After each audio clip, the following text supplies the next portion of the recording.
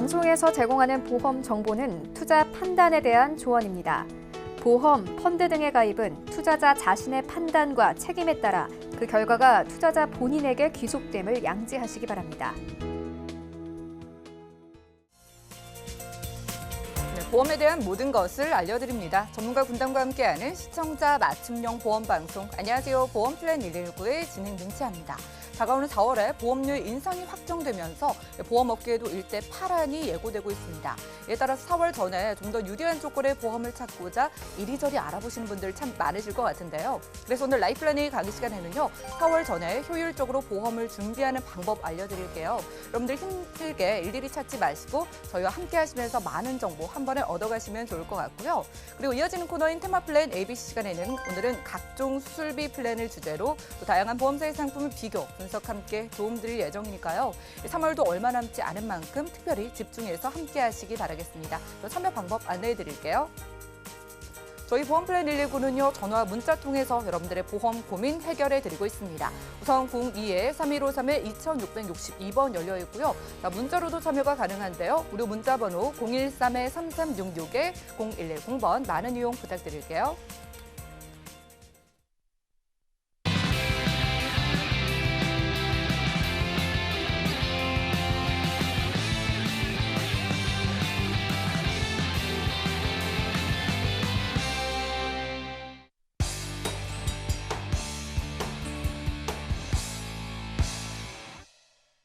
네, 시청자 여러분들의 보험 도우미 보험 플랜 119 시작합니다. 첫 순서는요. 꼭 필요한 보험 보장 항목을 알기 쉽게 짚어드리는 바로 라이플래닝 강의 시간인데요. 자, 얼마 남지 않은 4월에 보험료가 오르기 전에 현명하게 보험 준비하는 방법 소개해드립니다. 백수선 전문가님 만나보시죠.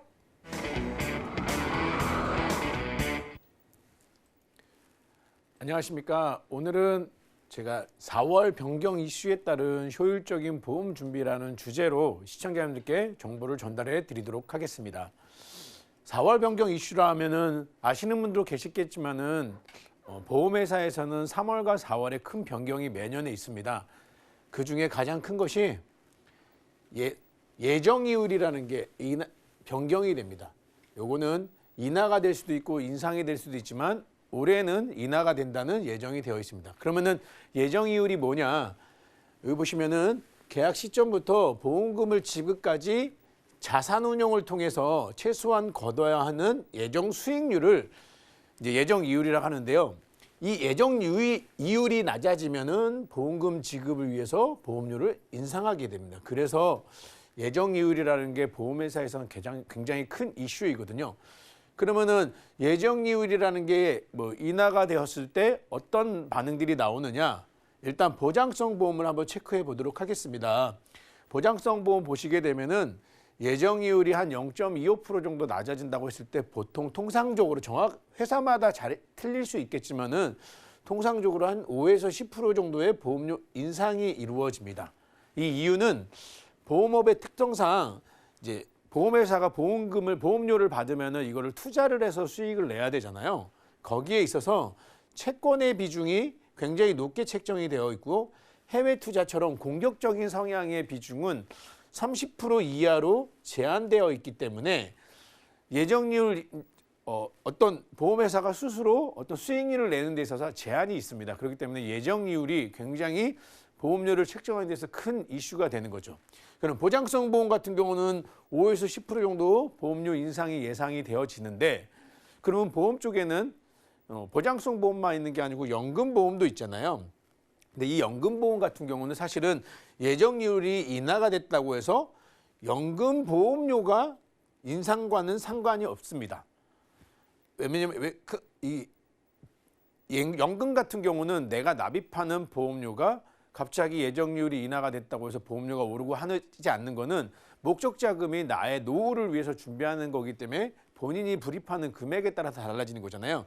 단 조건이 추후에 연금 수령액이 달라질 수는 있다. 이거는 금리용으로 선택했을 때 예정률에 따라서 내 수익률이 평가받는 건데 예정률이 계속 내려간다고 하면은 나중에 갔을 때 연금 수익을 받았을 때 그거는 달라질 수 있다는 얘기입니다. 그러니 이 내용을 전체적으로 보시게 되면은 예정률, 보험회사는 매년 3월에서 4월 넘어갈 때 예정률이라는 게 변경됨으로 해가지고 보험료가 인상되고 인하되는구나. 근데 이율과 보험료는 반비례한다고 보시면 되세요. 예정률이 올라가면은 보험료는 내려가는 거고요. 예정률이 내려가면은 보험료는 올라가는 겁니다. 그러니까 쉽게 말해서 보험회사는 보험료를 받은 걸 갖고 본인들이 전체를 다 운영하는 것이 아니고 나중에 보험금 지급을 위해서 어떤 투자를 통해서 확보해둬야 되는데 이 돈이 예정률에 따라서 그 확보해야 되는 돈의 수익이 달라지는 거죠. 그래서 보험료가 달라지는 겁니다. 그러면은 이 예정률이 인하되는 큰 이슈가 있는데 그렇다고 하면은 보험이 계신 분들도 계실 거고요. 또는 리모델링이나 뭐 새롭게 추가하고자 하시는 분들이 계실 텐데 그런 분들이 보험을 선택하시는 데 있어서 제가 전해드리는 내용을 기준으로 해가지고 조정을 하시면 좀 더 효율적이지 않을까라는 생각이 들어서 오늘 그 내용을 전해드리도록 하겠습니다.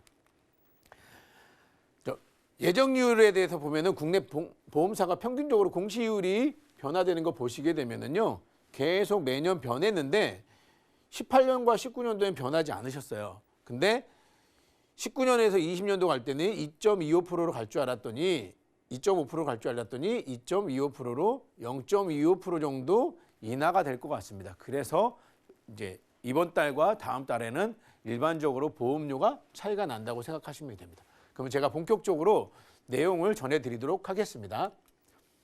일단은 저는 크게 3가지 정도를 염두에 두시고 보험을 준비하시면 좀 더 유리하게 하실 수 있지 않을까. 이거는 저희가 그동안에 봤을 때 이렇게 기준으로 하시는 게 좀 더 보험료가 효율적이다라는 거기 때문에 방송을 보시는 시청자님들께서 본인들이 판단하시기에 이런 것들이 좀 더 치중이 됐으면 좋겠다 하는 것들이 있으면 거기에 더 반영을 하셔도 좋습니다. 첫 번째는 무해지 환급형 보험을 선택하자라고 말씀을 드렸습니다. 두 번째는 보장의 범위를 체크하자. 그리고 세 번째는 유병자도 표준체로 가입할 수 있으니 좀 더 알아보고 챙기자라는 주제로 이제 제가 전달해 드리도록 하겠습니다. 그러면 첫 번째, 무해지 환급형 보험을 선택하자. 아주 간단합니다. 똑같은 보장을 선택하는 데 있어서 지금 보여지는 표처럼 중간에 납입하는 중간에 20년 납을 기준으로 잡았는데요. 내가 중간에 보험을 해지할 때 일반적인 보험들은 중간에 해지하더라도 보험 해지 환급금이라는 게 이렇게 발생이 됩니다. 그리고 만기에 내가 돈을 다 냈을 때는 환급률이 일단은 이런 식으로 책정되어 있는 기준대로 되는데 이게 그동안에 봤던 일반적인 보험의 형태였습니다. 근데 최근에 2, 3년 정도 전부터 무해지 환급형 보험이라는 게 나왔는데 지금 이 보장을 꾸미는 데 있어서 일반적인 보험은 한 17만 원 정도의 보험료가 책정이 되는데 무해지 환급형 보험 같은 경우는 동일한 보장을 선택하는데 한 11만 3천 원 정도가 보험료가 책정이 되는 거예요. 그러면 무해지 환급형은 뭐냐? 좀 전에 보여드렸던 표랑은 다르게 무해지 환급형 보험이라는 거는 보험료를 납입하는 기간에 혹시라도 보험을 해지하게 됐을 때는 보험 환급금이 없다는 겁니다. 환급금이 제로입니다. 빵. 이 얘기는 처음에 보여드렸던 일반적인 보험하고는 요 차이만 있다고 보시면 되세요. 그러니 보험을 준비하시는 분들이 내가 중간에 보험을 깰 거라고 생각하지 않고 준비하시기 때문에 나는 이 보험을 끝까지 유지할 거다라고 하시는 분들한테는 반드시 무해지 환급형 보험을 선택하시는 게 굉장히 유리하죠. 동일한 보험으로 좀 더 나은 보장을 만들 수 있으니까요. 그래서 무해지 환급형 보험과 일반형 보험은 크게 한 30% 정도? 이것도 모든 상품이 그런 건 아니지만은 대략적으로 보니까 보험료가 한 30% 내외로 이제 보험료 차이가 발생하더라. 그러니 동일한 보장을 만드는데 굳이 좀 전에 보여드린 표처럼 17만 원짜리를 가입하는 것보다는 한 12만 원 언더의 선에 보험을 선택하시는 것이 좀 더 유리할 수 있다는 얘기인 거죠.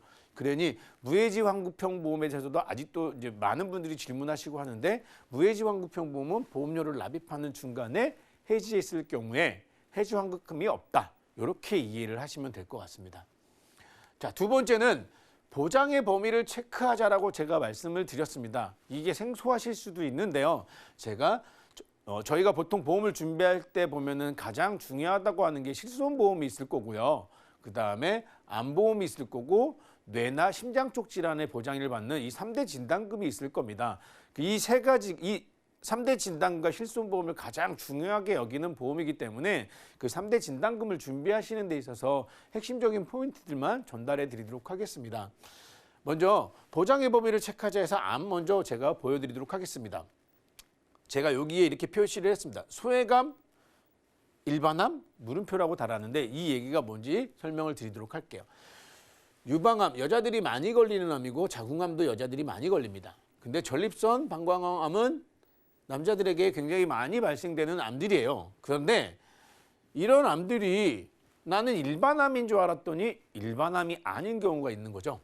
그래서 보시면은 위에 보시는 표는 남성과 여성이 가장 많이 걸리는 암들에 대해서 표시가 된 건데 보시면 아까 처음에 언급됐던 유방암이나 자궁경부암, 남성 같은 경우는 방광이나 전립선암이 큰 비중을 차지하는데 국내 보험사들을 찾아보시게 되시면은요, 물론 모든 보험사가 이렇진 않기 때문에 제가 말씀드리는 거겠죠. 자, 갑상선암, 제자리암 이런 것들은 유사암으로 다 알고 계세요. 그리고 위암이나 기타 뭐 간암 이런 것들은 일반암인지 다 알고 계세요. 근데 여기 보시면은 유방암이나 자궁암, 방광암, 전립선암, 대장전망내암 이런 거를 별도의 소외감으로 분류하는 보험들도 있습니다. 결론적으로 말씀을 드리면은 저는 이것들이 소외감으로 분류되지 않는 일반암의 범주로 넘어가는 암보험을 선택하는 의미입니다. 보장의 범위를 체크하라는. 그러니 우리가 보험을 선택하시는 데 있어서 보험을 선택하시는 데 있어서 지금은 일반암과 소외감과 유사암으로 구분되어 있는 암보험들이 있는데 여기에서 이 소외감으로 분류된 요 암이 없는 보험사를 선택해 보자. 그래서 나는 일반암과 유사암만 구분지어지는 암보험을 선택하자. 요 얘기를 말씀드리는 겁니다. 그러니 보험을 준비하시는 분들이나 혹시 보험을 갖고 계신 분들은 본인들의 증권을 확인해 보셔가지고 나한테 소외감으로 분류되는 암들이 있는지 아니면 또 다르게 분류되는 암들이 있는지 한번 체크해 보시기 바랍니다. 그래서 제가 실제로 제가 45세 남성분이 가입하신 보험의 내용을 제가 이제 시청자분들께 전달해 드리도록 하겠습니다. 이분은 암에 걸리게 되면은 2천만 원 나오는 진단금을 2천만 원 나오는 보험을 갖고 계세요. 근데 여기에 보시면은 진단금이 전부 다 2천만 원 나오는 게 아니고요. 일반암, 유방암, 남녀 생식기암이라고 하는 것들은 600만 원만 줘요. 이게 바로 제가 말했던 소외감이죠. 그리고 소외감 말고 이제 경계성 종양 이런 것들은 10%인 200만 원만 주게 됩니다. 일반암에 걸리게 되면 얘랑 같이 해가지고 2천만 원이 나오는데 소외감으로 분류되는 암은 600만 원만 나온다는 거죠. 그런데 모든 보험이 다 똑같이 이렇게 되어 있다고 하면 좀 더 억울하지 않을 건데 A라는 사람은 소외감이 없고 B라는 사람은 소외감이 분류가 되어 있다고 하면은 좀 더 억울하고 내가 잘못 가입한 거 아닌가라는 생각이 되어질 겁니다. 그러니 이런 걸 주의하셔서 일반암과 유사암만 분류되어 있는 암보험을 선택하자. 이렇게 말씀을 드리는 겁니다. 그러면은 이제 암에 대해서는 말씀을 드렸어요. 그러면은 뇌나 심장 쪽 질환에 대한 것도 이제 언급을 해드릴 건데요. 뇌 관련 질환도 한번 체크해 보도록 해보겠습니다. 보험회사에서 쉽게 얘기하는 또 시청자님들이나 저나 많이 알고 있는 질병들이죠. 뇌출혈이라는 거 들어보셨을 겁니다. 뇌졸중이라는 것도 들어보셨을 거고요. 뇌혈관이라는 질환도 들어보셨을 거예요. 근데 지금 우리는 보험을 준비할 때 있어가지고 뇌와 관련된 게 다 나오는 거 아니야? 라고 생각하실 수 있어요. 근데 내가 보험을 가입할 때 어떤 특약을 선택하느냐에 따라서 모든 걸 다 받을 수도 있고 덜 받을 수도 있다는 얘기입니다. 그 얘기는 보시면은 이제 이 질병 코드들에 따라서 보험금이 보험회사에서는 지급이 됩니다. 근데 이 질병 코드들이 한 22가지 정도 되세요. 근데 이 22가지의 질병 코드 분류된 것들 중에 뇌출혈이라는 진단 코드를 받게 되면은 3가지만 해당이 되시는 거죠. 그래서 확률적으로 보게 되면은 뇌출혈은 한 9% 정도 발생이 되더라. 10% 미만으로. 뇌졸중이라는 질병은 이 뇌출혈이라는 질병과 또 이 세 가지 뇌경색 진단 코드를 합쳐가지고 6개의 진단 코드만 해당이 됐어요. 그러면은 뇌졸중은 몇 프로냐? 한 60에서 70% 정도가 해당이 되는 거죠. 70%. 그렇다고 하면은 뇌혈관은 뭐냐? 이 뇌졸중도 포함하고 뇌출혈도 포함하는 범위가 가장 넓은 특약입니다. 뇌혈관으로 가입되어 있을 때는 내가 어떤 진단 코드를 받더라도 보험금을 보험회사에서 준다는 거죠. 그러니 쉽게 말해서 뇌출혈은 이렇게 뇌졸중, 뇌혈관 봤을 때 이거를 이렇게 보시면 되세요. 뇌출혈은 뇌졸중 안에 포함이 되고 뇌출혈, 뇌졸중은 전부 다 뇌혈관에 포함이 된다. 그러니 보험을 준비하는 데 있어서는 뇌혈관 질환으로 가장 우선적으로 선택을 하셔라. 그 다음이 안 되면은 뇌졸중. 가능하면 뇌출혈로 되어 있는 것들이 되어 있는 보험을 선택하셨다면은 저는 반드시 뇌졸중이나 뇌혈관으로 보완을 좀 더 하시는 게 중요하지 않을까라고 생각되어집니다. 심장 쪽 질환도 한번 봐보도록 하겠습니다. 보험회사에서 얘기하는 담보들 중에 급성 심근경색이라는 담보 많이 들어보셨을 겁니다. 그리고 허혈성 심장질환이라는 담보도 요즘에는 많이 들어보셨을 겁니다. 근데 이것도 보시게 되면은요. 뇌혈관 질환과 마찬가지로 질병 분류 코드가 한 22~23가지 정도 되는데 그중에 급성 심근경색에 해당되는 이 분류표는 3가지만 해당이 되세요. 역시 확률적으로 보면은 급성 심근경색은 한 10% 정도 내외의 확률로 보험금이 지급이 됩니다. 그렇다고 하면은 보험을 준비하시는 분들이 가장 중요하다고 하는 허혈성 심장질환으로 보험을 준비하셔야겠죠. 근데 심장 쪽 질환에 보시게 되면은 가장 많이 발생되는 게 사실은 협심증이라는 이 질병이에요. 근데 협심증이라는 질병은 급성 심근경색으로 보험을 준비하셨던 분들은 보험금이 지급되지 않으세요. 그러니 허혈성 심장질환이라는 담보로 보험을 준비를 하셔야 됩니다. 그래서 확률적으로 보시게 되면은 아까 말씀드린 것처럼 급성 심근경색은 한 10% 정도 내외가 되는데 나머지는 허혈성 심장질환이 되는데 여기 보시면은 협심증이 해당되는 게 거의 70% 정도 육박하시죠. 그러니 이렇게 확률이 높은 쪽으로 좀 더 보험을 나한테 유리하게 보험을 준비하시기 위해서는 허혈성 심장질환이나 좀 전에 말했던 뇌혈관 질환 이렇게 준비를 하셔야 돼요. 근데 물론 문제는 이 뇌혈관 질환이나 허혈성 심장 질환은 사실은 내가 보험을 준비하고 내가 가입한다고 했을 때 내가 원하는 만큼 진단 금액을 가져갈 수가 없어요. 한 2년 전까지, 1년 전까지만 하더라도 사실 뇌혈관이나 허혈성 심장 질환을 많은 보험사들이 진단금을 높여줬는데 현재는 대부분의 보험사들이 500 정도 받습니다. 이게 성인을 기준으로.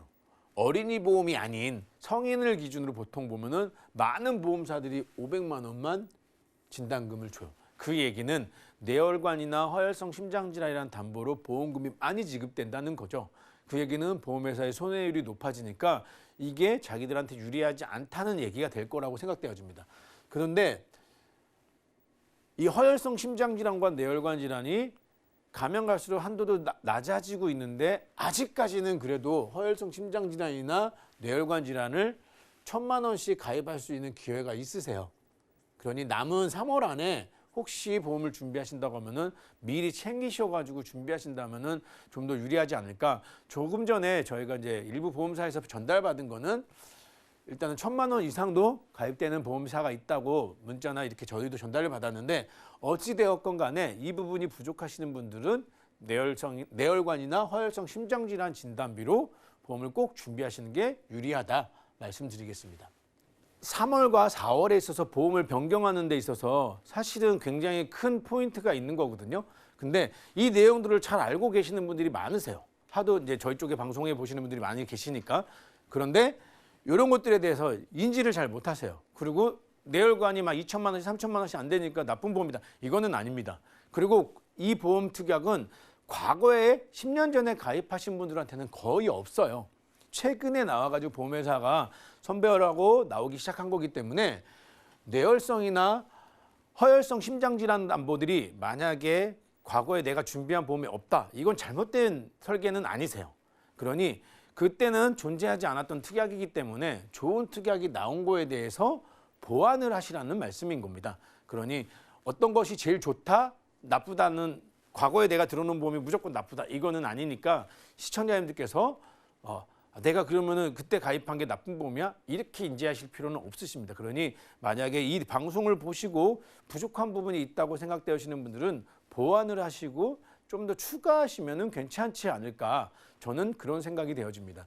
그러니 한 번 정도 증권을 열어봐 보시고 혹시 나의 보장 범위가 이렇게 되어 있다. 그런다고 해서 무조건 리모델링 저는 반대입니다. 절대 리모델링이 옳다고는 생각되지 않거든요.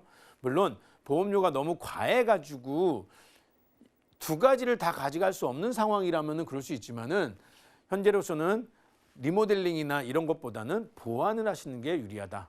이렇게 말씀드리겠습니다. 네, 화면이 다시 돌아왔네요. 이제 제가 간단하게 뇌혈이나 허혈성 심장질환에 대해서 말씀을 드렸는데 보험료도 한번 비교를 한번 해드려 보겠습니다. 뇌출혈은 4,150원 정도 나오세요. 이게 41세 남자의 1급을 기준으로 봤을 때입니다. 뇌졸중은 한 2배 넘죠. 그래서 1,670원 정도의 보험료가 나오고요. 뇌혈관은 뇌출혈과 비교했을 때 한 4배 정도 보험료가 책정이 차이가 나시죠. 이 얘기는 그만큼 보험회사에서는 손해율이 높을 수 있는 담보라는 거죠. 그 다음에 아까 처음에 제가 얘기할 때 수술특약으로 보완을 하셔도 괜찮다고 말씀드렸죠.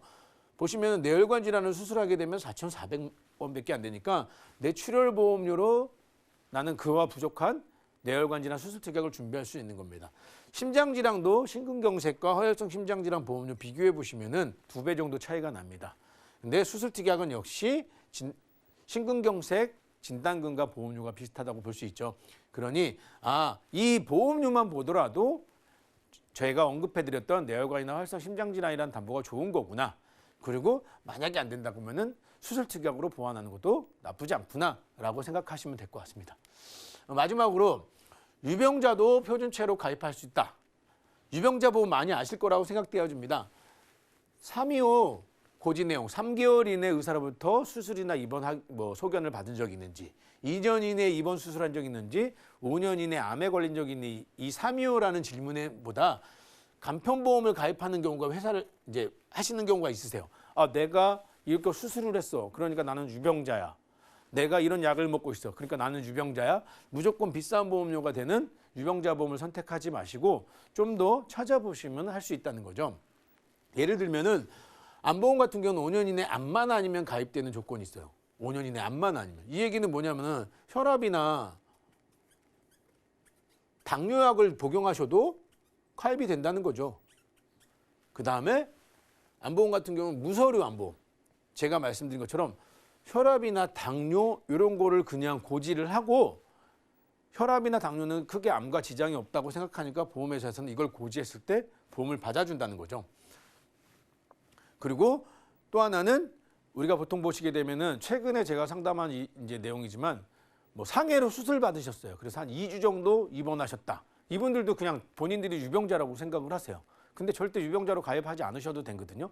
물론 상해와 관련된 담보를 가입할 때는 거절할 수도 있지만 이 3대 진단금을 준비하는 데는 상해 수술이 그렇게 큰 중요하게 여기는 게 아닙니다. 그러니까 먼저 생각하실 거는 본인 스스로가 유병자라고 생각하지 마시고 전문가와 상담을 통해서 일반체로 먼저 심사를 해보시는 게 가장 좋습니다. 그래서 제가 이제 실제 상담 사례를 보게 되면은 3년 전부터 천식약을 복용하셨고요. 2년 전부터 혈압약 복용하셨고 6개월 전에는 대장용종을 제거하셨어요. 41세 남성분입니다. 이분을 제가 설계해 드린 거는 유병자 보험으로 하나의 보험을 선택하면 이렇게 되시는데 암보험과 나머지 질병을 2개로 분류했습니다. 그래서 이거에 대해서는 회사의 이 내용들을 고지하고 일반 보험으로 가입을 하고 나머지는 이대질환 이런 거는 혈압약을 복용하시고 계시기 때문에 일반체로는 어려우세요. 그러니까 유병자로 보험을 준비하셨을 때 일단 2가지만 찾으셔도 한 15,000원 정도의 보험료가 세이브 되시는 거죠. 그러니까 무턱대고 나는 유병자라고 판단하시고 유병자로 가입하지 마시고 일반 보험으로 먼저 선택을 하시는 게 좋다고 말씀드리겠습니다. 제가 여태까지 말씀드린 거를 이제 요약해서 말씀드릴 건데요. 첫 번째, 무해지 보험을 선택하자. 무해지 보험도 처음에 나왔을 때는 굉장히 좋았습니다. 근데 최근에는 많이 나빠지고 있으니까 이것도 서두르시는 게 좋을 것 같고요. 그다음에 보장의 범위를 확인하자. 암보험 같은 경우는 소외감이 분류되지 않는 일반암과 유사암만 분류되는 거기다가 유사암도 과거처럼 일반암 진단비의 10% 20%가 아닌 최소한 1,000만 원 이상 지급되는 회사들이 많이 있으니까 일반암과 유사암만 되어 있는 거. 그다음에 방송에서 제가 언급하지 않았지만 부족한 진단금은 재진단암으로 보완을 하실 수도 있다. 재진단암은 1년마다 지급되는 회사도 있고 2년마다 지급되는 회사도 있다. 또 하나 뇌출혈과 급성심근경색보다는 뇌혈관이나 허혈성 심장질환을 준비하시자고 말씀드렸고 그게 안 될 때는 뇌혈관 수술이나 허혈성 심장질환 수술로 수술특약을 통해서 보완을 하자. 이렇게 말씀을 드렸습니다. 제가 마지막에 정리한 이 요약 내용만 인지하시고 준비하셔도 많은 도움이 되실 거라고 생각되어집니다. 이상입니다.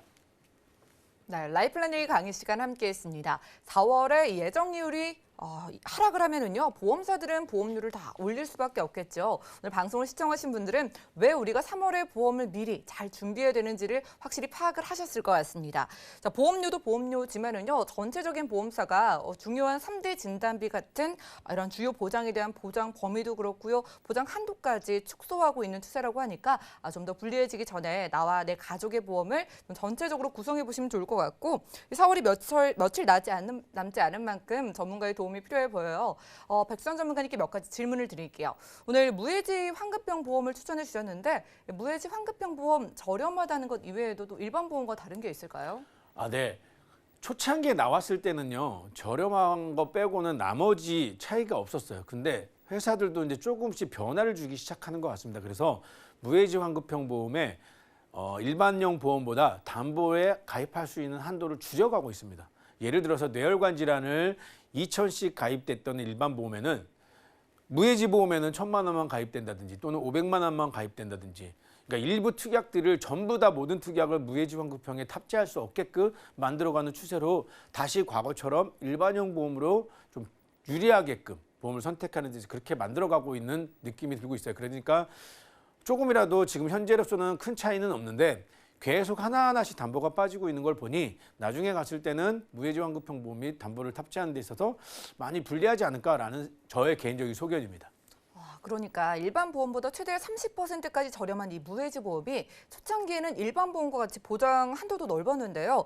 지금 보험사의 손해율이 높아지면서 이제는 일반 보험보다 그 보장 한도를 축소하고 있다고 하니까 이것도 체크 포인트로 기억을 하셔서 저렴하게 가져가고 싶다면 무해지 보험도 좀 서둘러서 가입을 해보실 필요가 있겠습니다.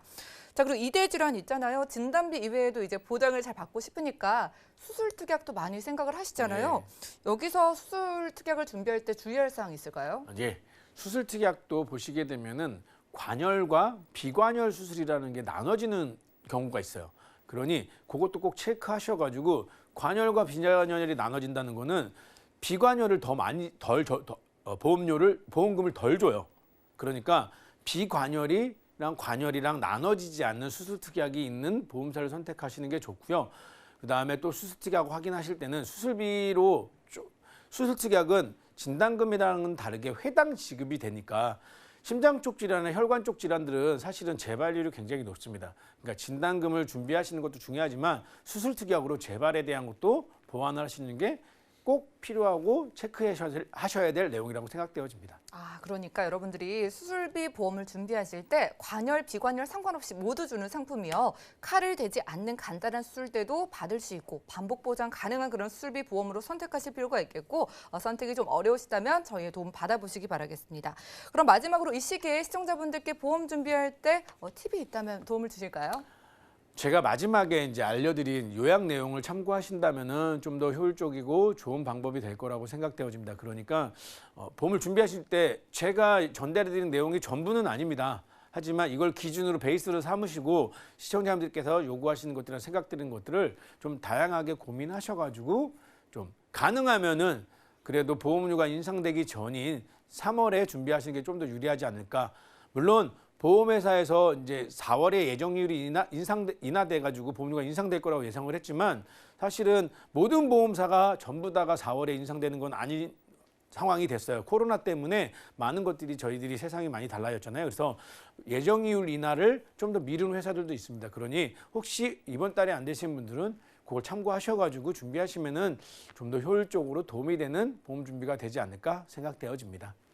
지금까지 백준 전문가와 라이플랜 A 강의 시간 함께했습니다. 자, 며칠 남지 않았습니다. 4월에 보험료 오르기 전에 전체적인 그리고 보장 범위 한도가 줄어들기 전에 우리 가족의 보험 저희와 함께 체크해보시고 리모델링 해가시길 바라고요.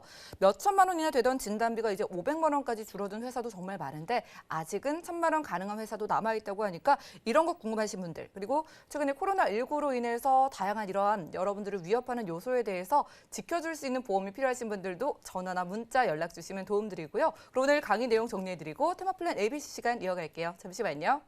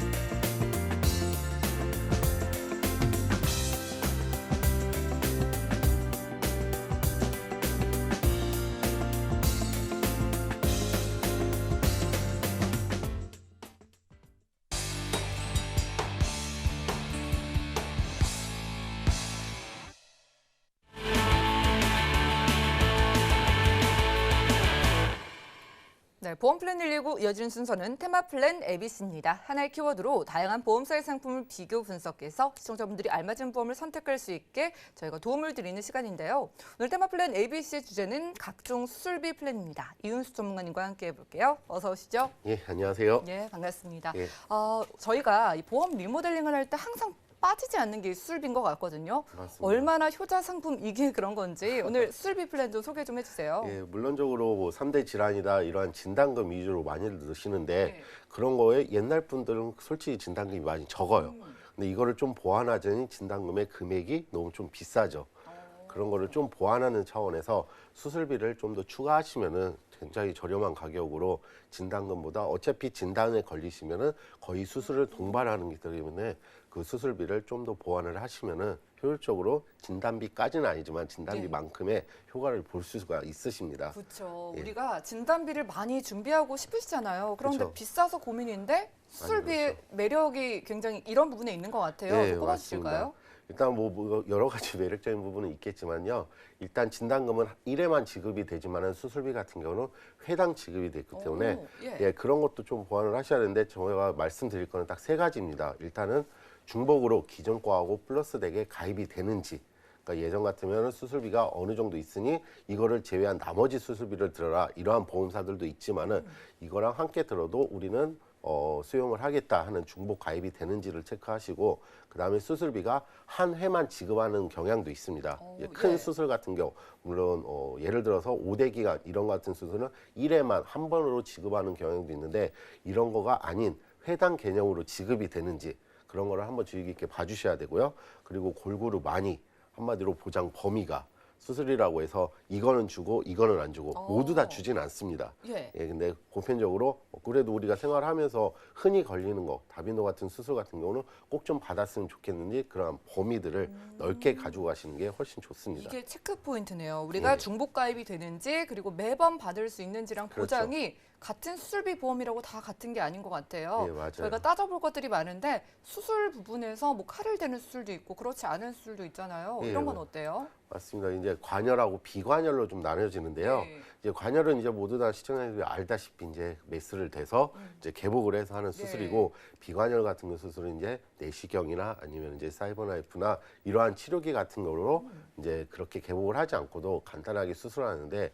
이러한 같은 거는 예전엔 보험금이 지급이 안 됐습니다. 근데 이제 현재는 좀 되죠. 그래서 비관할 수술 같은 경우는 2018년만 보더도 신기술로 의료로 이거는 수술비라고 인정을 한 게 몇 가지가 있는데요.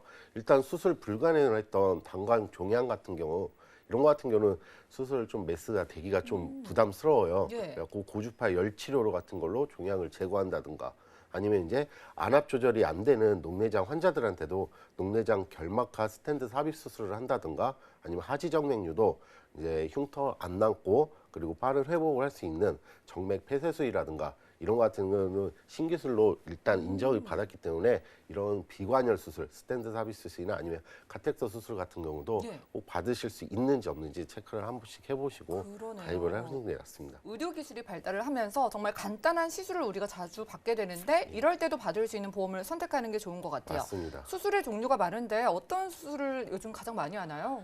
일단은 뭐 작년 한 해 동안에 이제 파악하는 다빈도 수술 순위를 보자고 하면은 1위부터 10위까지 제가 파악을 해놨는데요. 네. 1위 정도는 백내장부터 좀 의외죠. 암일 것 같은데 근데 암은 진단이 많이 걸리지 수술로 따지자고 하면은 이제 백내장 수술을 눈 많이 쪽 수술. 예. 예. 그리고 이제 치액 수술이 2위고 일반 뭐 척추 수술 그리고 중추 절제술이나 담낭체 수술 이렇게 5위까지 잡혀 있고요. 예. 이제 하위권에는 이제 관절증이나 협심증 이제 축농증 같은 거 수술 그리고 담도 수술 또한 자궁 절제술 같은 거 이런 거 같이 다빈도 순위가 1위부터 10위까지 있는데요.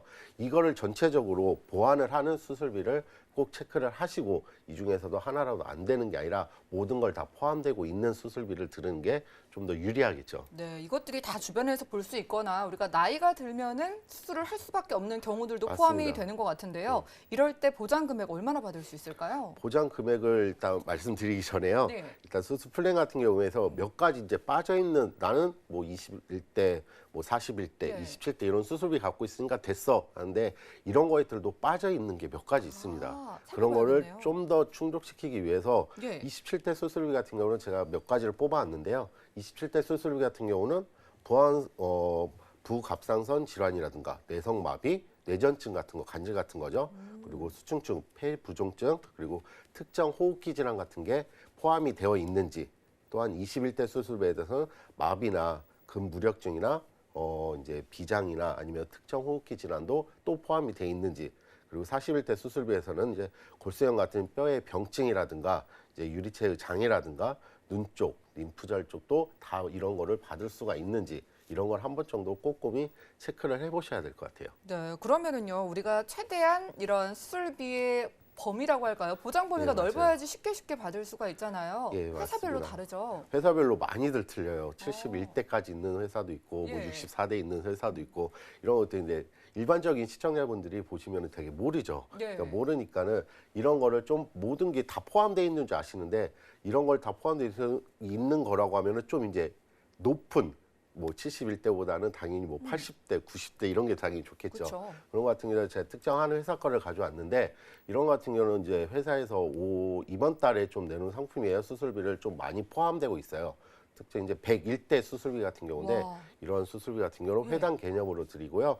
이런 것들 진단금을 좀 측정을 해보자고 하면은 뭐 10대에서는 1,000만 원, 27대에선 600, 21대에선 100, 그리고 41대에선 또 100, 그리고 백내장이나 치액 30만 원, 10만 원씩 이런 식으로 101대를 다 포함되는 범위하에 이런 거는 최대 1,000만 원까지밖에 안 주니 여기에서 중복으로 21대 수술비를 또 가입을 하시면은 이제 13대에 1,000만 원, 4대에 200, 뭐 4대에 또 30만 원 이렇게 해서 웬만한 수술비를 다 포함된다고 보시면 돼요. 이렇게 100가지가 넘는 수술 보장을 주는 회사들이 예전에 있었나요? 지금까지는 없었고요. 제가 본 회사 중에서도 네. 이 한 회사가 100일대 수술비는 올해 이번 달에 나왔어요.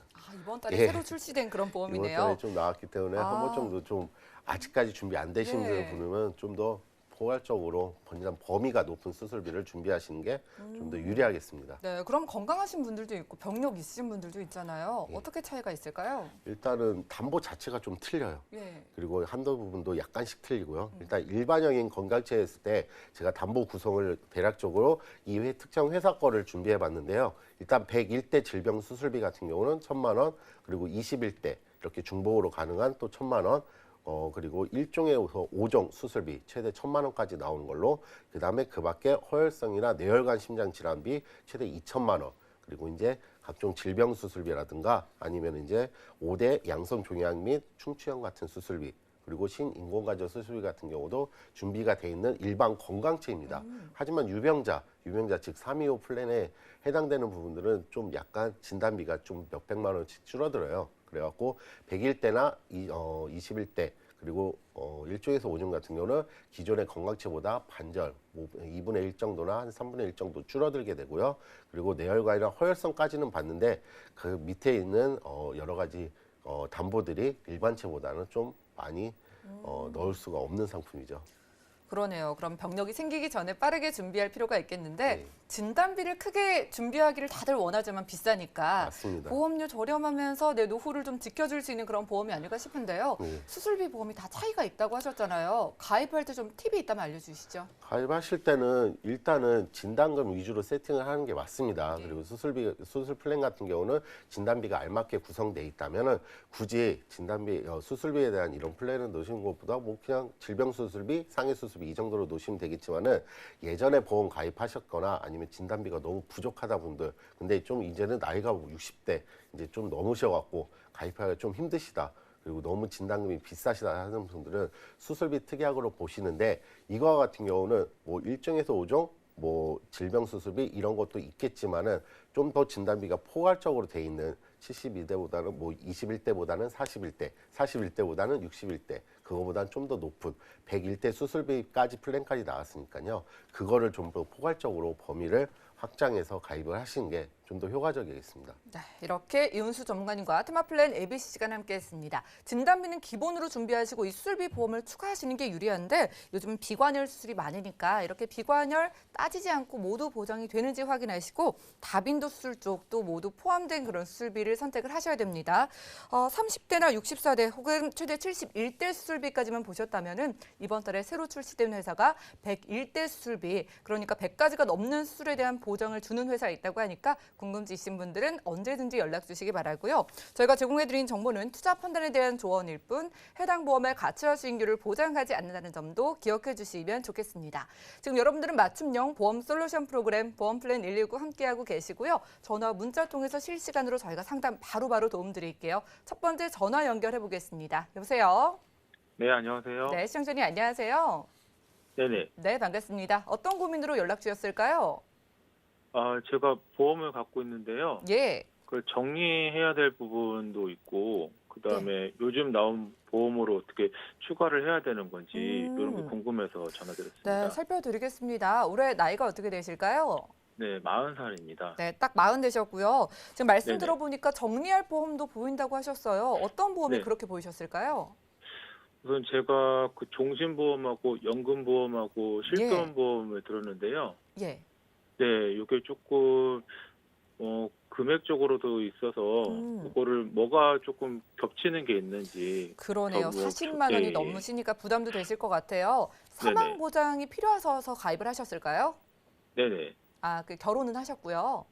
아직 솔로입니다. 지금 그런데 네. 미리미리 좀 준비를 해 놓으신 것 같습니다. 아프신 네네. 데는 없으시고요? 예예. 네, 알겠습니다. 잠시만 기다려 주세요. 네, 시장적인 증권 확인부터 해보시죠. 자, 올해 40 되신 남성분의 증권입니다. 메리츠화재의 실비와 함께 ING에서 용감한 오렌지 종신보험 연금보험 가지고 계시고요. 지금 납입되고 있는 보험료 42만 원이 살짝 넘네요. 자, 문의사항 확인해 보겠습니다.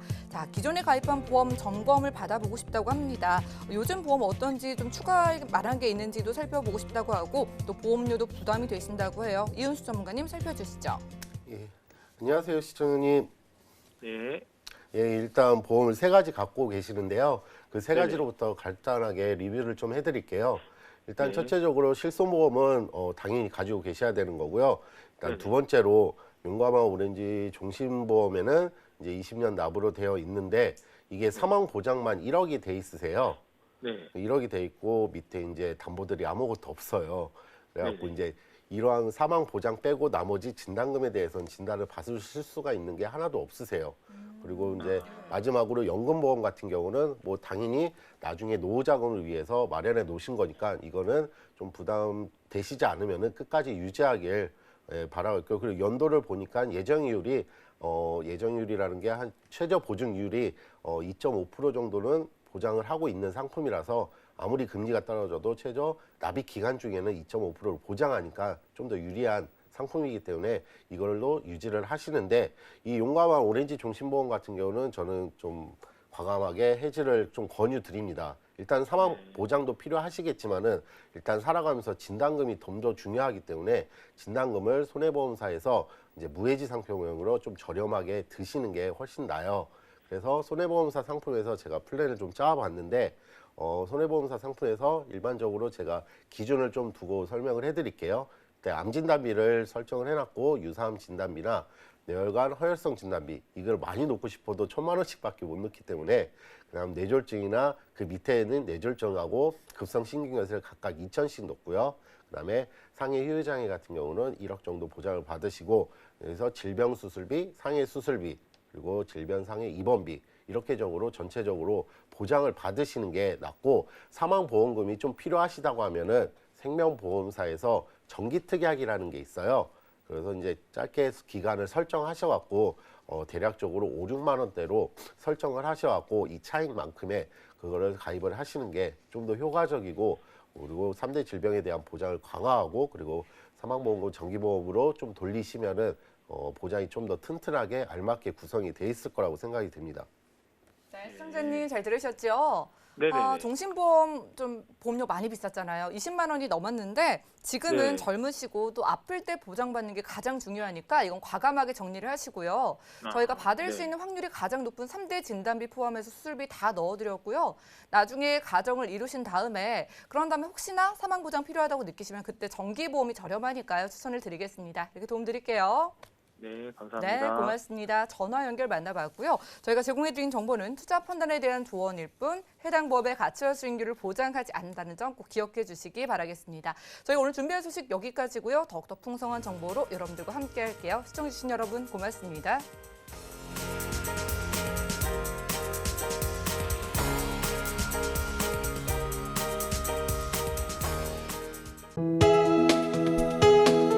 본 방송에서 제공하는 보험 정보는 투자 판단에 대한 조언입니다.